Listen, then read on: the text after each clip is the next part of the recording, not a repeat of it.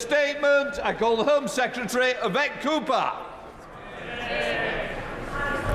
Thank you, Mr. Speaker. With permission, I'll make a statement on the new border security agreements we have reached with Germany and with the Calais group of interior ministers from the UK, France, Germany, Belgium and the Netherlands, which met in London yesterday with Europol, Frontex and the European Commission to discuss strengthening action against small boat crossings and organised immigration crime.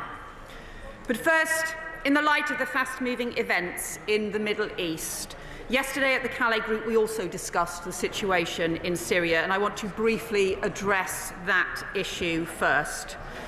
As the Foreign Secretary told the House, we welcome the fall of the Assad regime, but we continue to monitor closely this fast-moving situation where there is significant risk of instability. Considering this, I have taken the decision to temporarily pause decisions on Syrian asylum claims. All 5 Calais Group countries have taken the same decision. We will, of course, continue to keep all guidance relating to these asylum claims under constant review, and we will keep the House updated in the normal way. Mr. Speaker, last week I updated the House on the new agreement the government has reached with the Iraq government and the Kurdistan regional authorities to tackle organised immigration crime. And this week we have reached new strengthened agreements closer to home. Smuggler and trafficking gangs have been allowed to get away with their vile trade in people for far too long. Britain needs strong borders and a properly controlled and managed asylum and immigration system, and for the last 5 years we have had the opposite. That is why we are prepared to do the hard graft, to get the system back under control and tackle the gangs long before they reach our shores.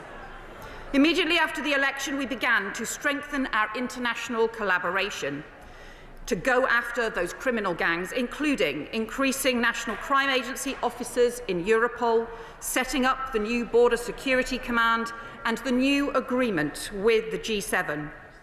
Already, strengthened collaboration is delivering results.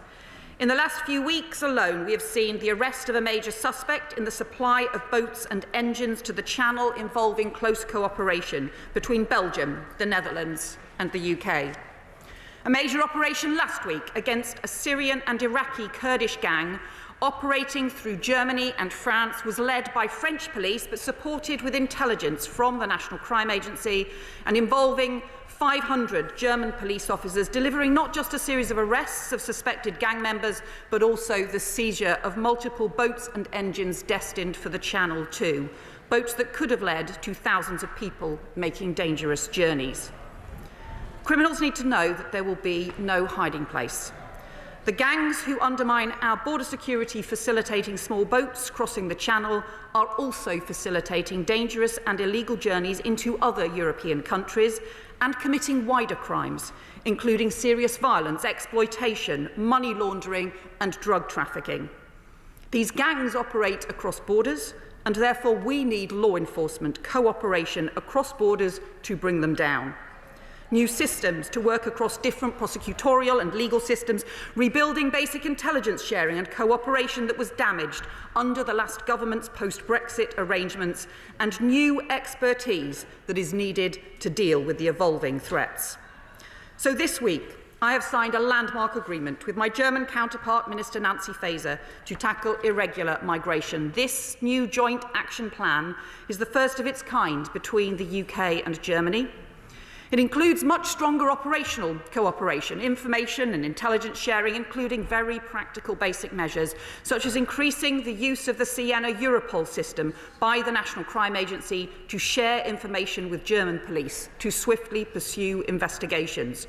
Stronger partnerships to deliver prosecutions, new work to take down social media content which is being used as advertising by organised smuggler gangs, joint working and coordination with transit and source countries, supporting each other on returns, and establishing the first German international liaison officer in the Border Security Command. Importantly, the joint action plan means strengthening the law in Germany to tackle people smugglers. We know that gangs are routing many supply chains through Germany, including using warehouses to store boats and engines that are destined for the Channel. So clarification of the law in Germany will mean that activities facilitating migrant smuggling to the UK in Germany will be a criminal offence. This is a major change which will make it easier for German prosecutors to dismantle supply chains, prosecute the smugglers involved, and it means in Germany and across Europe we are sending a clear message to the smugglers. Activity to smuggle people into the UK is a criminal offence and you will be prosecuted and brought to justice. And Germany and the UK will also work together through Europol to investigate the end-to-end criminal activity of some of the Kurdish gang networks which are operating in both our countries in cooperation with the Iraqi government and Kurdish authorities following the agreements that I reached in Iraq. This joint action plan embodies our shared determination to pursue organised immigration crime, but it also reflects the same determination and commitment shared across other near neighbours embodied in our meeting with the Calais Group in London yesterday. So I strongly welcome the new announcements from the French Interior Minister to increase the police presence and enforcement along the French coast through the winter, alongside the appointment of a new coastal prefect. The increased violence we've seen on the beaches towards French police is a total disgrace. The Calais Group also agreed a new plan to strengthen action across our 5 countries, including a range of actions backed by an end-to-end approach to tackling migrant smuggling networks from the French coast through to source and transit countries, including Vietnam and Central Africa.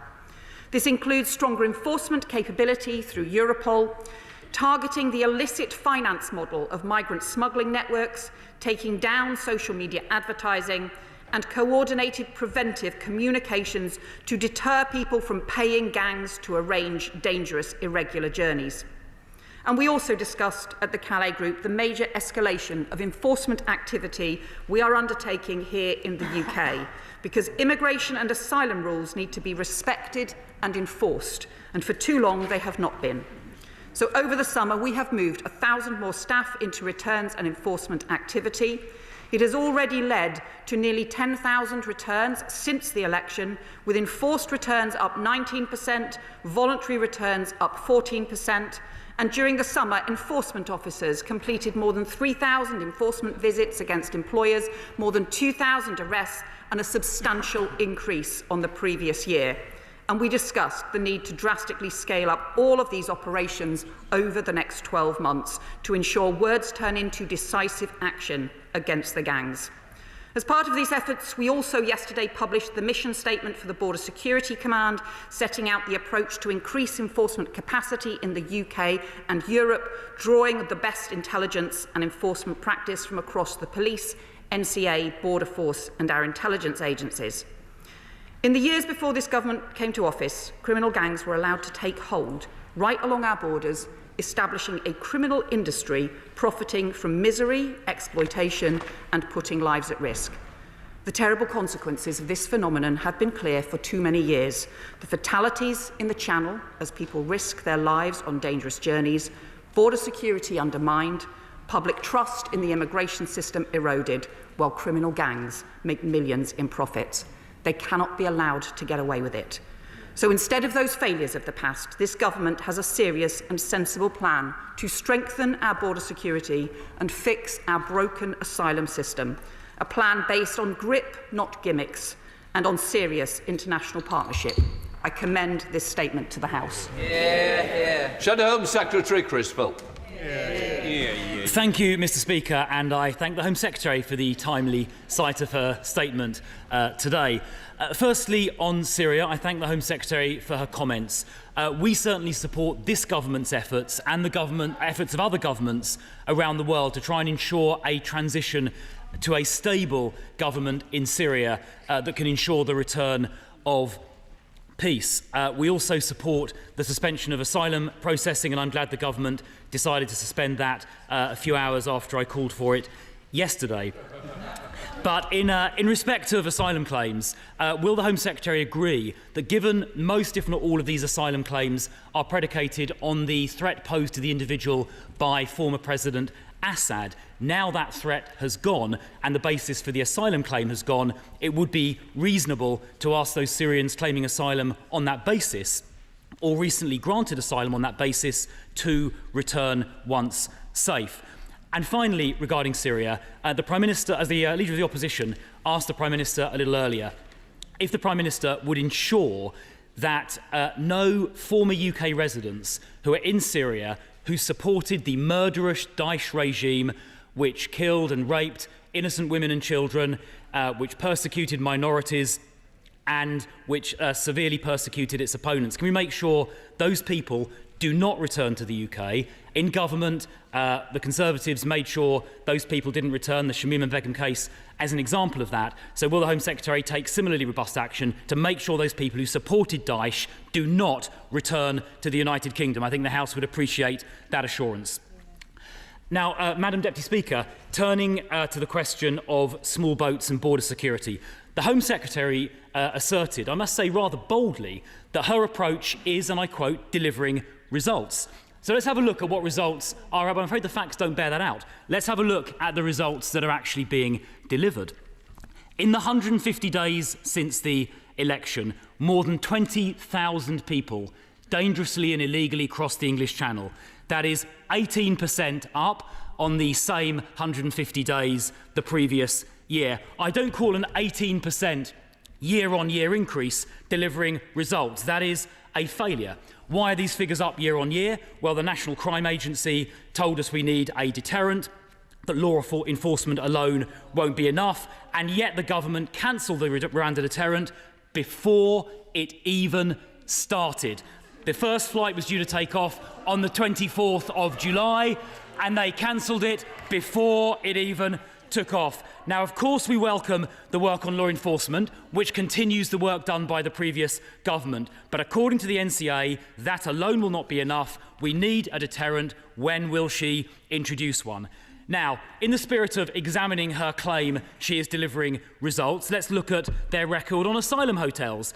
They promised in their manifesto to close down and end the use of asylum hotels. Well, we've recently got some figures which demonstrate in the 3 months following the election, far from reducing asylum hotel use, they increased it by 6,066 people in places like Peterborough and in Altrincham.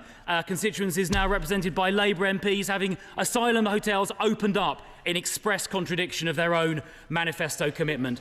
And now let's say a word about removals. Now, it is welcome that the rising trend of overall removals has gone up, continuing the trend under the previous government, although I observe that almost all of those removals were to European and North American countries. But on the topic of small boats, the Home Secretary didn't break out the small boat returns numbers. Now, I wonder why that was. Well, I've looked into the figures, and it turns out that in the 3 months after the election, less than 5% of people crossing by small boat were in fact returned.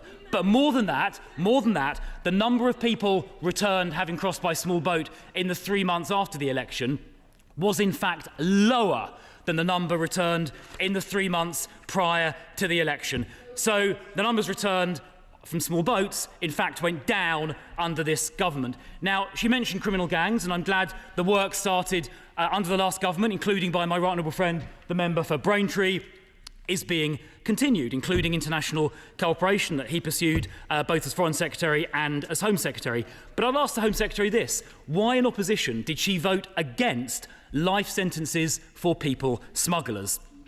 Now, finally, Madam Deputy Speaker, we heard a bit about the discussion in the Calais group yesterday, and of course, cooperation is important. We cooperated when in government as well. But there are one or two questions I wonder if she had the chance to ask her French opposite number. So the first question is, will the French accept returns of people crossing the Channel? Because that would provide a very, very powerful deterrent. And the post-EU exit documentation, the political declaration, as she will know, expressly allows individual member states to engage in bilateral arrangements in relation to borders. So did she raise that with her French counterpart, and what did her French counterpart say? Secondly, was she able to ask her French counterpart whether France would intercept these small boats close to the French shore, as the Belgians safely do? In Belgium, it's resulted in a 93% reduction in crossings. If the French would do the same, intercept near the shore, that would have a very dramatic effect. So, Madam Deputy Speaker, the Home Secretary said she is delivering results, but these are the results. Crossings up 18%, asylum hotels up 6,066, and small boat returns down under the new government. She is delivering results. I'm afraid they're worse. Home Secretary. I have to just gently point out to the Shadow Home Secretary that his party left us with the highest level of small boat crossings in the first half of the year on record, the highest level for that season on record. If we had carried on with small boat crossings at the level that they were in the first half of the year when he was in the Home Office, there would have been thousands more arrivals that we would have had to deal with over the last few months.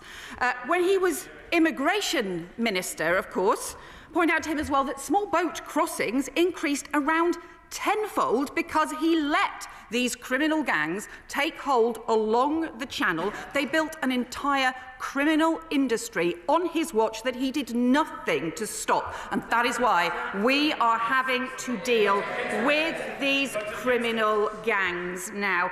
And as for returns, just generally point out to him, by the time they left office, returns were down more than a quarter compared to the last Labour government because of their continued failure on returns to even get the system working. That is why we have put substantial additional resources into returns, into actually making sure that the rules are enforced, which they simply have not been for far too long. And as for the asylum backlog, perhaps he will also take responsibility for the total crashing of the asylum system in the last few months before the general election, when his party and the Home Office that he was a part of ended up cutting asylum decisions in the last few months before the general election by more than 70% compared to the beginning of the year. A shocking dereliction of duty, which meant we have had to then deal with and handle the increased backlog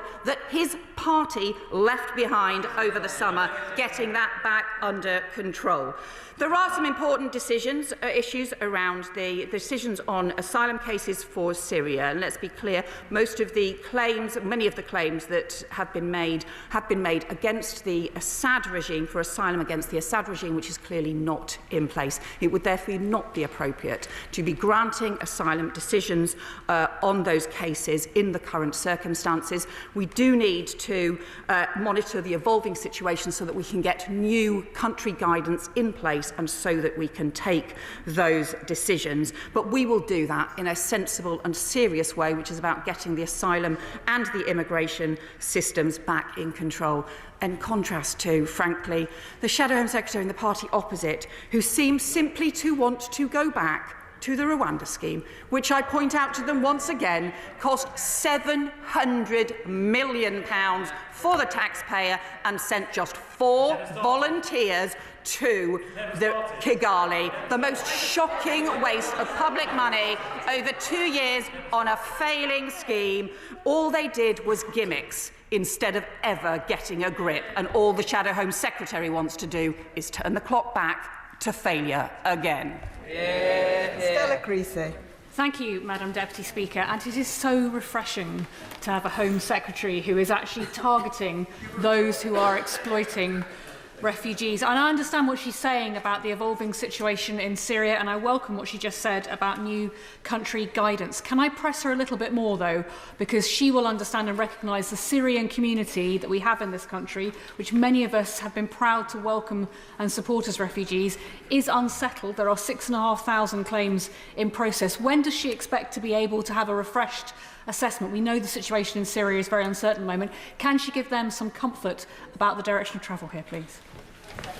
I would say to my honourable friend, we are obviously reviewing the situation as swiftly as possible. We have withdrawn the previous Syria country guidance. It would not have been appropriate to take decisions on that basis, and we are monitoring the situation closely to look at how and when new country guidance can be drawn up. She will understand that there is obviously considerable uncertainty about what is happening in Syria. We have welcomed the removal of the Assad regime. However, there is still very much that is unknown about what will happen in Syria next, and that is why we have to be serious about this and monitor the situation closely. Other countries are doing the same.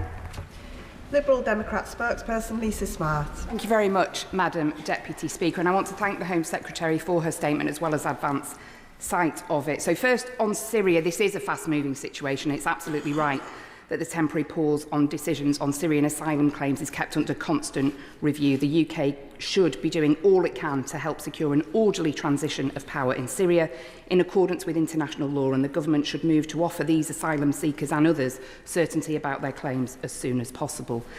We welcome the government's attempts to tackle people smuggling gangs who send vulnerable people on perilous journeys across the Channel.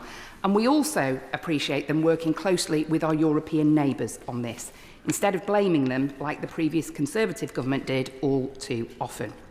Does the Home Secretary agree with me that as well as bilateral agreements with states and the Calais Group, such as the ones she signed yesterday, we need to work even more closely with interstate agencies like Europol, as she mentioned, but also Eurojust, to restore real-time access for UK police to the EU-wide data sharing systems that identify and arrest these criminals, cooperation and access that we shamefully lost under the Conservatives. Madam Deputy Speaker, we should not forget how we ended up in this mess. The asylum backlog ballooned thanks to the last Conservative government, and there are thousands currently waiting for their claims to be processed. So can I ask the Home Secretary to update the House on what progress she and colleagues are making in tackling this backlog?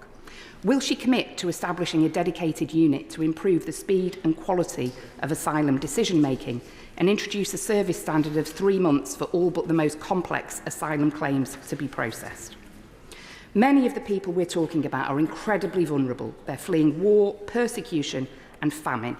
Does the Home Secretary not agree with me that we have to tackle this problem at source? And what conversations has the Home Secretary had with the SCDO about boosting international development spending and cooperation to tackle the root causes of these numerous refugee crises? Thank you, Honourable Member, for her point. And she raised firstly asylum claims from Syria. This is something we discussed at the Calais Group, and interestingly, all 5 countries were taking the same approach of recognising that we cannot take decisions currently. We clearly want to be able to do so as swiftly as possible, but however, we need to monitor the situation in Syria in the meantime.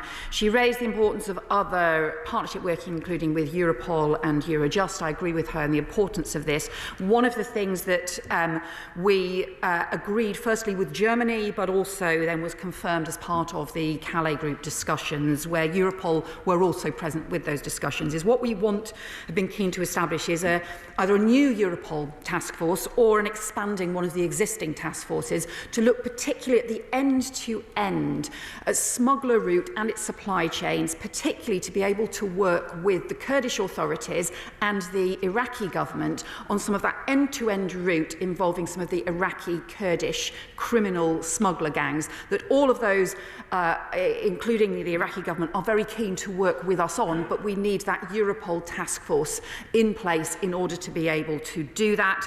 We are also increasing on the asylum decision-making, we're increasing the caseworkers in post. We have substantially increased the pace of decisions. It had just plummeted, dropped by about 70% just before the election. We have got the extra caseworkers in place. We have got decisions back up now to where they were. That now allows us to clear the backlog on initial decisions. And finally, I agree with her, we need to continue to work on some of the source issues, and we are working closely with the Foreign Office on that.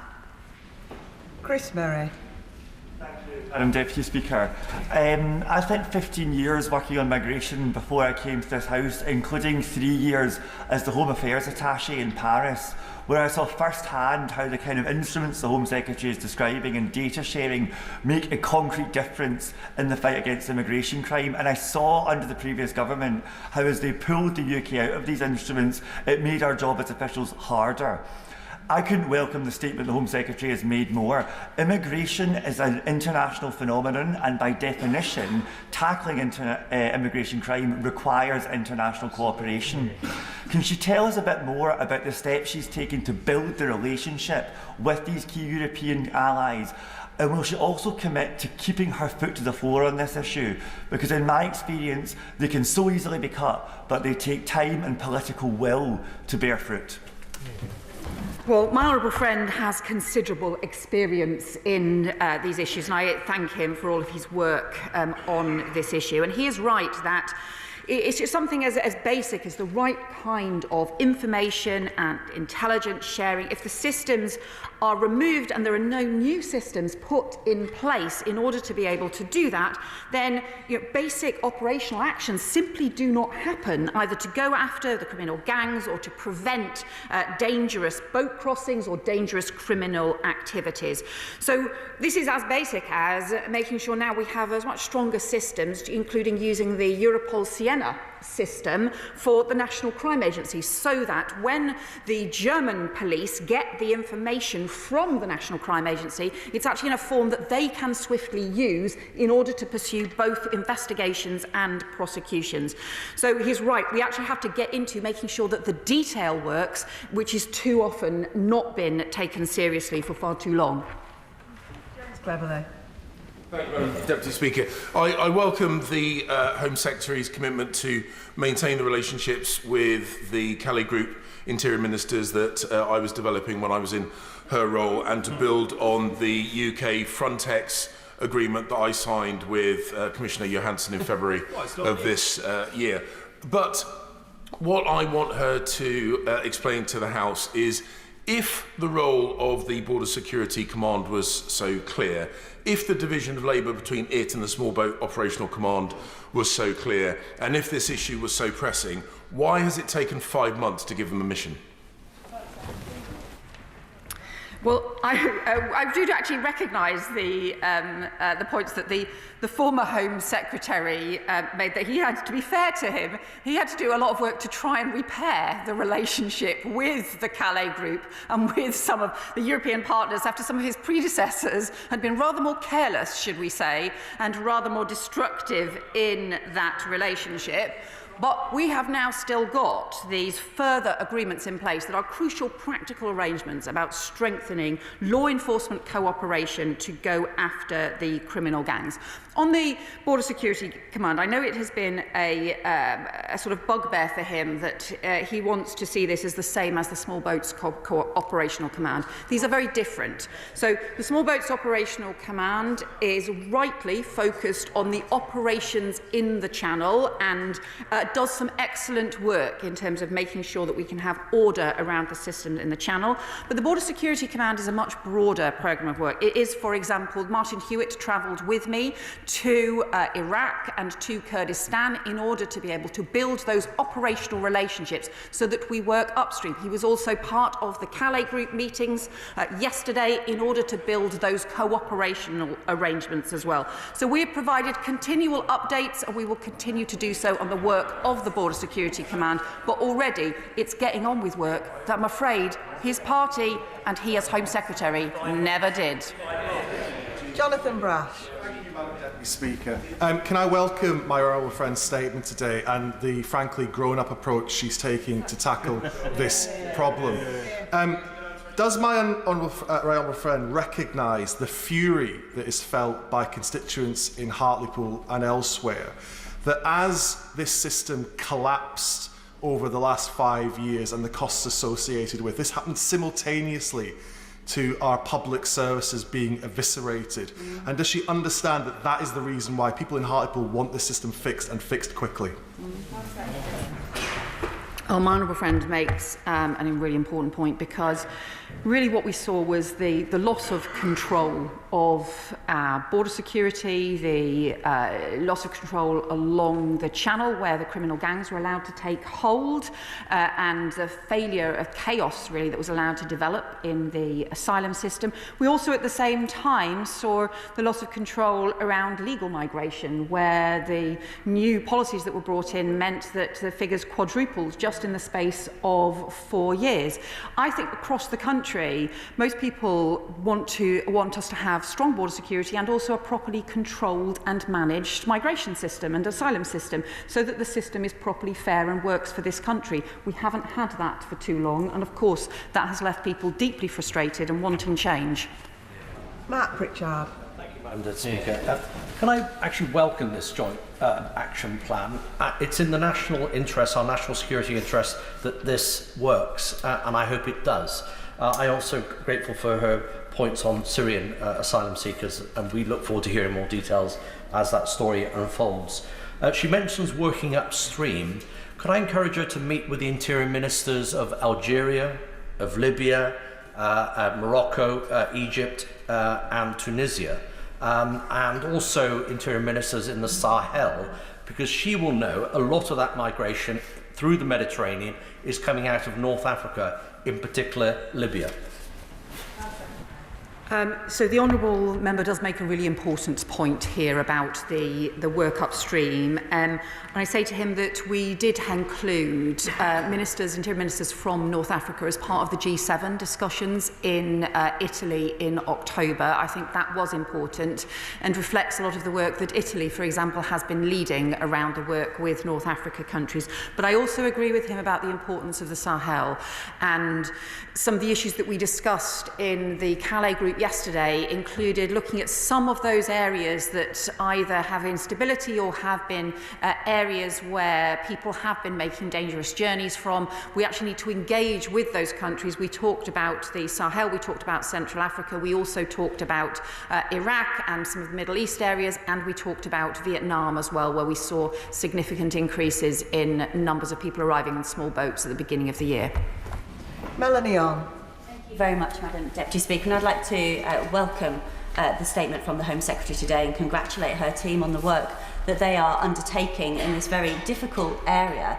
Back in 2021, the previous government committed to £62 million as part of an agreement with France that included strengthening law enforcement deployments, more wide area surveillance technology and vehicles, and enhanced physical measures at transport interchanges.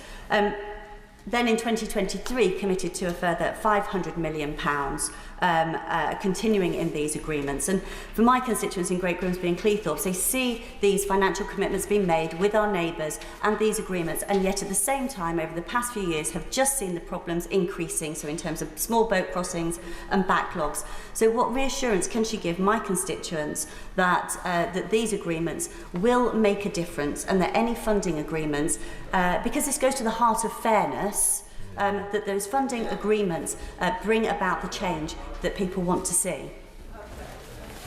Well, people clearly do want to see practical changes on the ground, and that's why the partnership working that we've been taking forward, not just with France, but also with Belgium, the Netherlands, with Germany, with other countries as well, is so important. So that has been about some of the prevention work actually along the French coast and the work with the French authorities. But the reality is we have to be taking action long before either the boats or the engines or people or the gangs are reaching the French coast in the first place. And that is the fundamental difference with the approach that we are now taking compared to the previous government's work, is to be looking at how we work with other European countries to tackle the gangs before they reach the French coast in the first place. That is where we need the much stronger partnerships, and that is where many of our efforts have been focused. Graham Ledbetter. Thank you, Madam Deputy Speaker. The issue of the applications of the 6,500 Syrian asylum seekers has already been mentioned, but when our department does look at these claims, we should keep in mind that Syria's new leader is a committed jihadist who has voiced support for the 9/11 attacks, that there are therefore very serious questions remaining for women and minorities in particular, and that all paused asylum claims should be processed with that firmly in mind.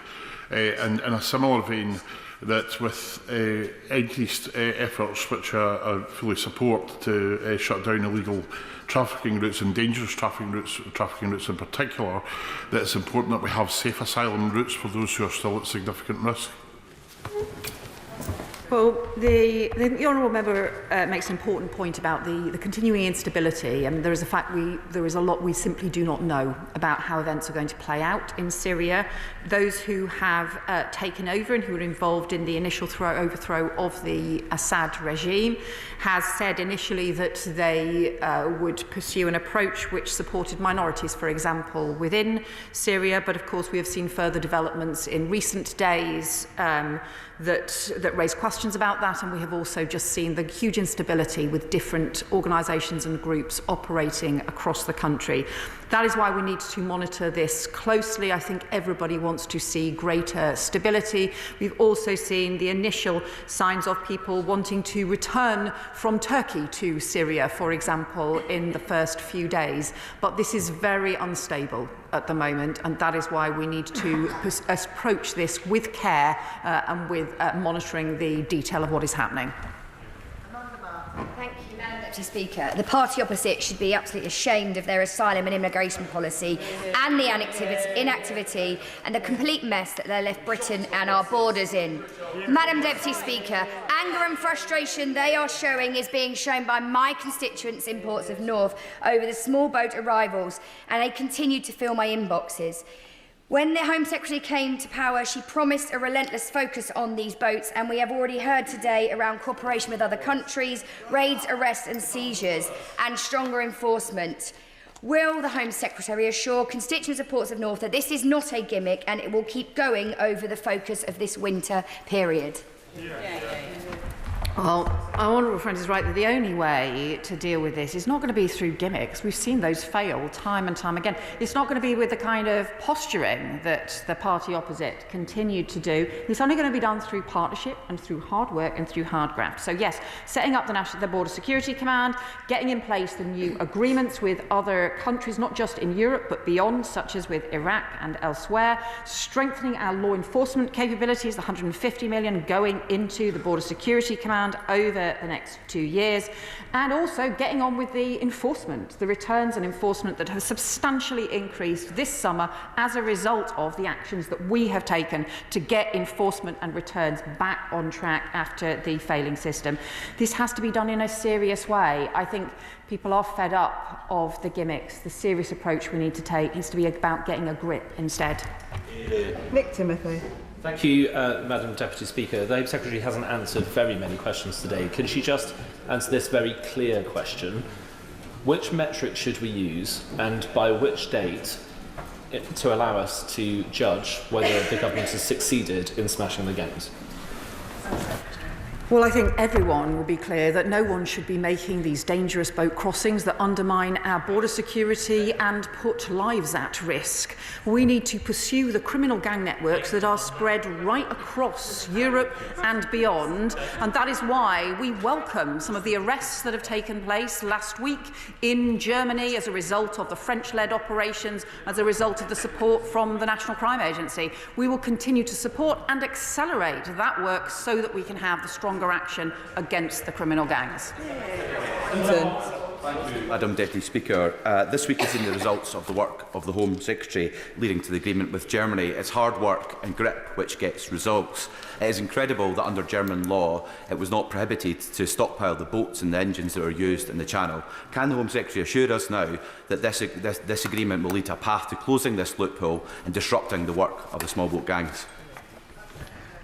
Well, my honourable friend is right. This is a really practical issue because in order to disrupt the criminal gangs operating along the French coast, we need to disrupt their supply chains. We need to be able to go after the gangs wherever they are operating. One of the most basic issues that the previous government took no action on at all was the fact that the boats themselves, these flimsy and incredibly dangerous boats, were being shipped across Europe often being held in storage in warehouses in Germany, but actually the legal framework in Germany made it very hard for the German police and prosecutors to then be able to take action against those smuggler gangs. So the basic thing that we have done now is reach agreement with Germany that they will strengthen their law to make it clear that using those boats or using the smuggler routes, in storing those boats, is about facilitating dangerous boat crossings and illegal crossings out of the EU and into the UK, and that in itself is a crime. So strengthening the law in that way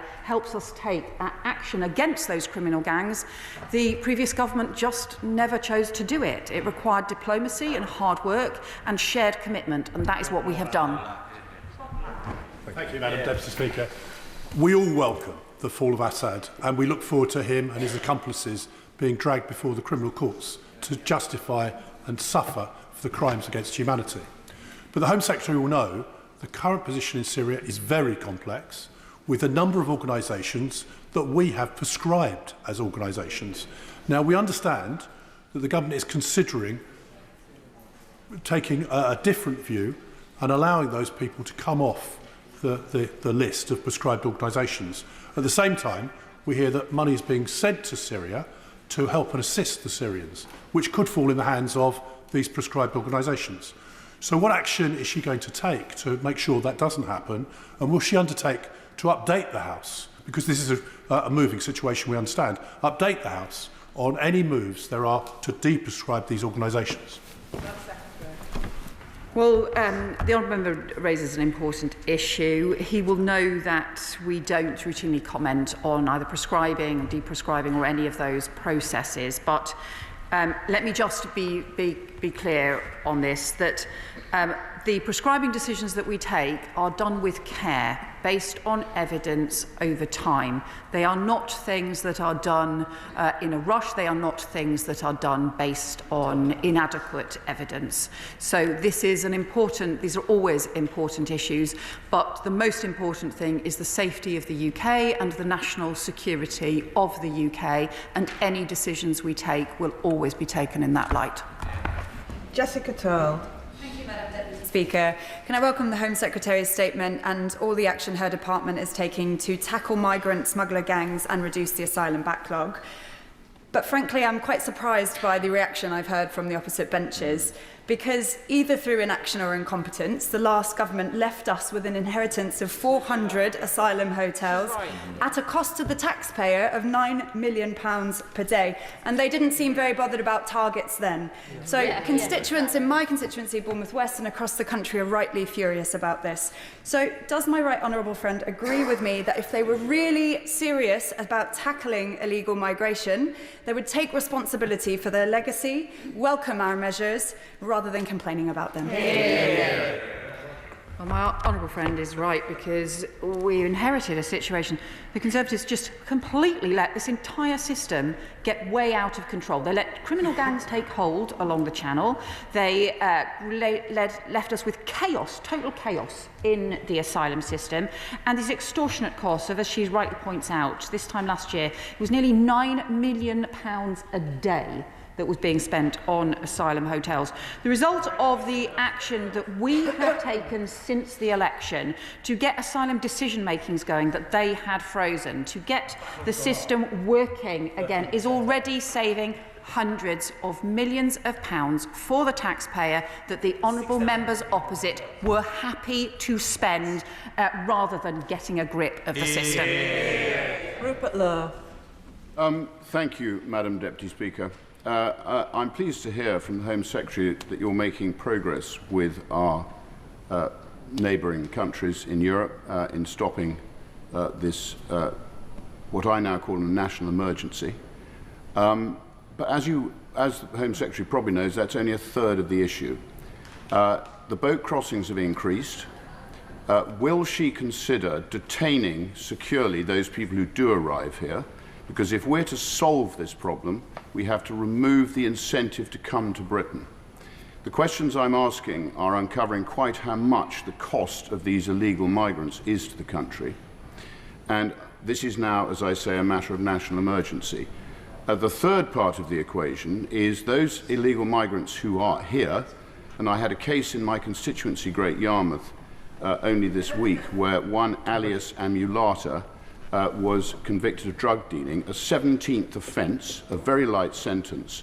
So will she commit to deporting those illegal migrants here who are damaging the interests of the British electorate? Yeah. Well, we clearly need to clear the backlog that we have inherited in the asylum system and the chaos in the asylum system. There is already a detention system as part of both the immigration and asylum system, but the core issue, I think, that there has been over a long period of time is around the lack of proper enforcement and the lack of a proper system to ensure that the rules in the system, in both the asylum and the immigration system, are properly respected and enforced. We'd seen returns, for example, drop substantially compared to under the last Labour government, and what we've been doing is putting additional staff into the returns and enforcement system, but also making sure that those returns increase. That's why we have seen nearly 10,000 returns since the general election, a significant increase in returns on both on foreign national offenders and on the failed asylum cases, to make sure that the system is properly respected. Jo White. Thank you, Madam Deputy Speaker. When I was elected to Parliament, I promised my constituents in Bassetlaw that this government would have a relentless focus on stopping the boats. But I just want to clarify this point because I think it's very important. When this government came to office, the number of small boats arrivals for 2024 was running around 700 higher than the previous record year of 2022. Can the Home Secretary confirm that the number of arrivals since this government came to office is 11,000 lower than that equivalent period in 2022, when the party opposite was in charge and when the Rwanda deal was in place? Hear, hear. Well, my honourable friend is right that the previous record year was 2022, and that for the first half of this year, 2024, when the previous government was still in office, the arrivals were actually higher for that season. We all know that the arrivals are affected by the season, but the arrivals in the first half of the year were actually higher this year than they were in 2022. Since the election, those arrivals have been significantly lower than they were in 2022.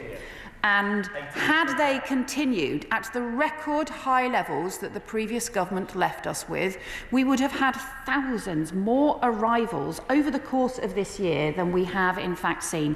Now, the reality is this is no comfort when lives are still being lost and when criminal gangs still take hold. But I think it is important to recognise that we have not continued with those record high levels that we inherited from the previous government, and we should have a comprehensive programme across the government and across the whole country to make sure we can tackle these dangerous gangs. Sir Julian Lewis.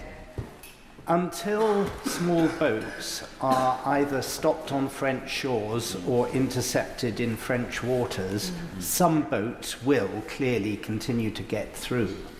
So if in the next few weeks identified individuals from Syria, whether they be Assad's torturers or released Islamist fanatics, manage to come to Britain, what will be done to them?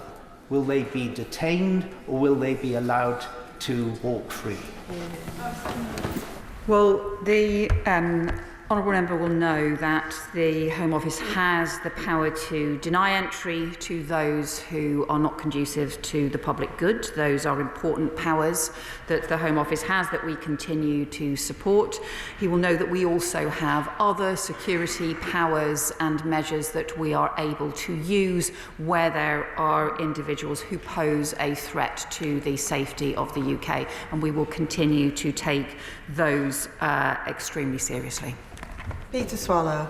Thank you, Madam Deputy Speaker. While the party opposite wasted £700 million of taxpayer money on an unworkable gimmick, this party, this government, is rolling up our sleeves and putting in place the agreements we need to tackle the gangs. That's the change that the British public voted for in July. That's the change we're delivering.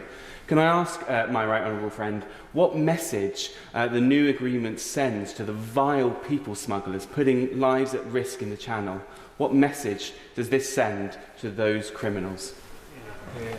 My honourable friend asked an important question, because the reality is that the criminal gangs operate across borders, and they have been able, frankly, to get away with it because of lack of coordination between law enforcement across borders, because of lack of coordination between governments across borders. And that is what we have been working to change since the election. That's why we have in place not just the Calais Group agreements, not just the agreement with the Joint Action Plan with Germany, but also the progress that we made at the G7 as well, and the discussions even back at the beginning, just after the election, at the European Political Community meetings as well. We need that collaboration because the message has to be extremely clear to the criminal gangs. There will be no place to hide. They cannot just hide across borders, because governments and law enforcement will work together to go after them. John Cooper. Madam Deputy Speaker, thank you. This is a multi-headed hydra of a problem, there's no doubt about that. One of the ways that we could begin to tackle this is by using the proper language. Can we please stop talking about irregular arrivals and irregular journeys? That sounds like a coach tour that's taken a wrong turn. This is illegal immigration that we are dealing with here. We've heard much about international cooperation, that obviously is critical. So will the Home Secretary then undertake to strike a series of agreements with a range of countries to ensure that people can be returned to those countries should they be deemed safe? So we've been clear that we need to reduce both legal and illegal migration, because we have seen significant increases in both over the last 5 years, and that is why we're setting out the policies that we've been introducing since the election. He's right to talk about really the multiple different aspects of this, and why you need to take action comprehensively across the board, and also that means the response has to be across the board, and has to include not just the prevention work, not just going after the criminal gangs, but increasing returns. It's possible to do that through new agreements. It's also possible to do that by, frankly, just making the existing system work considerably better, and that is what we have been doing throughout the summer, where we have already seen a significant increase in returns, and nearly 10,000 people returned who did not have the right to be in the UK. Final question, Jim Shannon. Thank you, Madam Deputy Speaker. Can I first of all welcome the Secretary of State for her statement today, and we all agree that this House and across this United Kingdom of Great Britain and Northern Ireland, that this issue of immigration very much needs to be realistically prevented. The Secretary of State, to give the Honourable Lady credit, has shown that determination and commitment through the statement today, and we welcome that, and we look forward to seeing the action on the ground. But can I just gently take the Secretary of State on another journey across to Northern Ireland?